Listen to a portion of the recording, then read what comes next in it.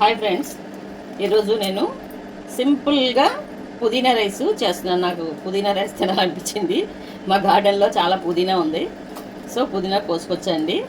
ఇది చాలా సింపుల్ అండి యాక్చువల్గా. ఇదిగో మిక్సీలో వేసేసి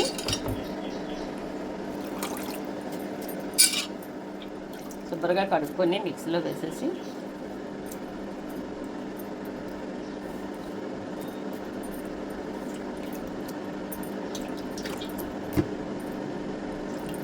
మిక్సీలో వేసేసి అంటే మిరపకాయలు మనం తినే కారాన్ని బట్టి నేనైతే 4 వేస్తున్నాను. కొంతమంది మీకు ఇష్టమైతే ఎక్కువ వేసుకోవచ్చు, స్పైసీగా తినాలనుకున్నాడు.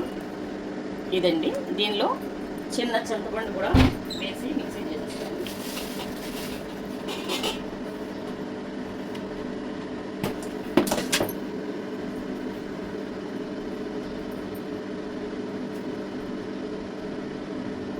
చిన్న చింతపండు వేసి మిక్సీలో కొట్టేస్తాను. ఎక్కువ అక్కర్లేదండి, సో కొంచెం చాలు. దీన్ని మిక్సీ చేసేస్తాను. కొంచెం సాల్ట్ కూడా వేసి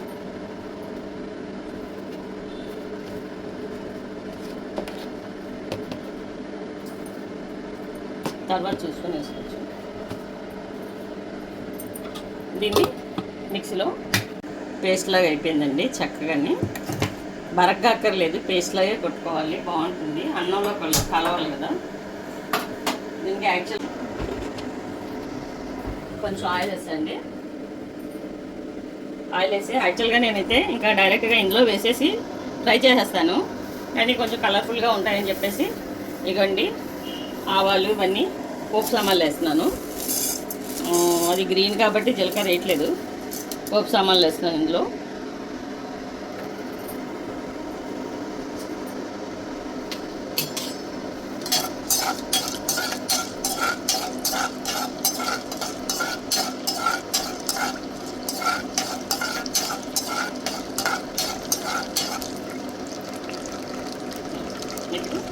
ఇప్పుడు జీలకర్ర, మినపప్పు, కొంచెం ఎనిమిదివేలు వేస్తున్నానండి. ఇది ఓన్లీ చూడటానికి బాగుంటుందని.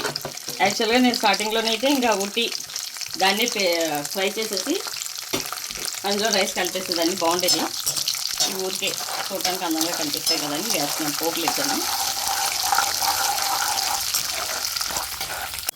అందులో పెట్టు. ఇదిగోండి పోపులన్నీ బాగా చక్కగా బ్రౌనిష్గా అయిపోయినాయి. ఇప్పుడు మనం ఈ కొట్టుకున్న పేస్ట్ని ఇందులో వేస్తామండి. ఈ పేస్ట్ని మిక్సీలో ఇందులో వేద్దాం. లైట్గా కొంచెం వాటర్ కూడా వేస్తాను. అందుకని వాటర్ కూడా కొంచెం ఇలా వేసేసి ఇది బాగా ఫ్రై చేసిన తర్వాత బాగా ఫ్రై చేయాలి. ఇదిగోండి దానికోసం కొంచెం రైస్ ఉంది. ఒక్కోసారి మనం మధ్యాహ్నం మిగిలిపోయిన అన్నంతో కూడా ఇలా చేసుకుని పిల్లలకి స్కూల్ నుండి వచ్చినప్పుడు పెట్టడానికి బాగుంటుంది. హెల్త్ పుదీనా చాలా మంచిది కదా ఆరోగ్యానికి. సో ఇది ఏమి ఇంట్లో ఏమి ఇడ్లీ పిండిలు అలాంటివి లేకోకుండా అట్లు తినడానికి ఏమి లేవనుకోండి, పిల్లలకి సాయంత్రం వచ్చేటప్పుడు కాకలేస్తుంది. సో ఇట్లాగా కొంచెం రైస్ తీసుకొని మధ్యాహ్నం మిగిలిన రైస్ కూడా ఇలా చేసుకోవచ్చు, లేదంటే నైట్ మిగిలిన రైస్ కూడా మార్నింగ్ చేసుకోవచ్చు. ఇది పచ్చివాసన పోయిందాకా కొంచెం ఉడికించాలండి. కొంచెం థిక్నెస్ వచ్చేస్తుంది, పచ్చివాసన పోయింది, నీళ్ళు బయటకు అదే ఆయిల్ బయట చిమ్ముతుంది. ప్రస్తుతానికి తగ్గింది ఆయిల్ రైస్ వేసిన తర్వాత. ఇదిగోండి ఇది ఆయిల్ బయట చిమ్మేసింది అంటే అయిపోయినట్టే లెక్క. సో మనం సిమ్లో పెట్టి ఈ రైస్ని ఇందులో కలిపేద్దామండి. ఎంత రైస్ పడితే అంత కలిపేసుకోవచ్చు.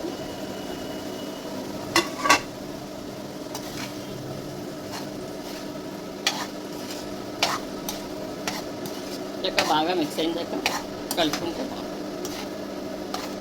ఇంకొక కొంచెం రైస్ పడుతుంది.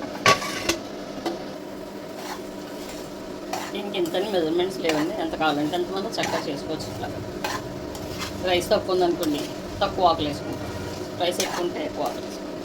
మనకి ఎక్కువ రైస్ కావాలంటే ఎక్కువ చేసుకుంటాము, ఎక్కువ ఆకులు వేసుకొని, పుదీనా ఆకులు. తక్కువ రైస్ కావాలంటే తక్కువ చేసుకోవచ్చు. ఇది చాలా హెల్దీ ఫుడ్, ఎందుకంటే పుదీనా ఏంటంటే మెడిసినల్ ప్లాంట్ అది. సో ఎవరు తిన్నా బాగానే ఉంటుంది. చెప్పాను కదా, స్కూల్ నుండి వచ్చి పిల్లలకు కూడా చాలా చక్కగా ఉంటుంది, వాళ్ళకి స్నాక్స్ కింద తింటారు. కొంచెం సాల్ట్ తక్కువేదండి, కొంచెం సాల్ట్ మళ్ళీ వేసుకుందాం. ఎందుకంటే నాకు సాల్ట్ చాలా భయం, ఎక్కువ సాల్ట్ అంటే తినలేము మా ఇంట్లో, అందుకని చూసి వేస్తాను.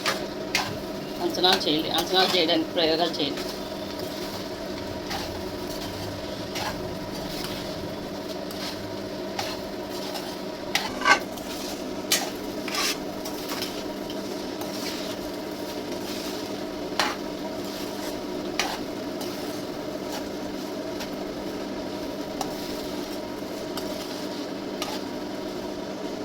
ఇంకా బాగా లైట్గా చేసుకోవాలనుకున్న వాళ్ళు కొంతమంది కూర ఎక్కువ తినరు, లైట్గా చేసుకుంటారు. అట్లా కూడా చేసుకోవచ్చు, కొంచెం రైస్ ఎక్కువ వేసుకొని. నాకైతే ఇది సరిగ్గా సరిపోయింది కన్సిస్టెన్సీ.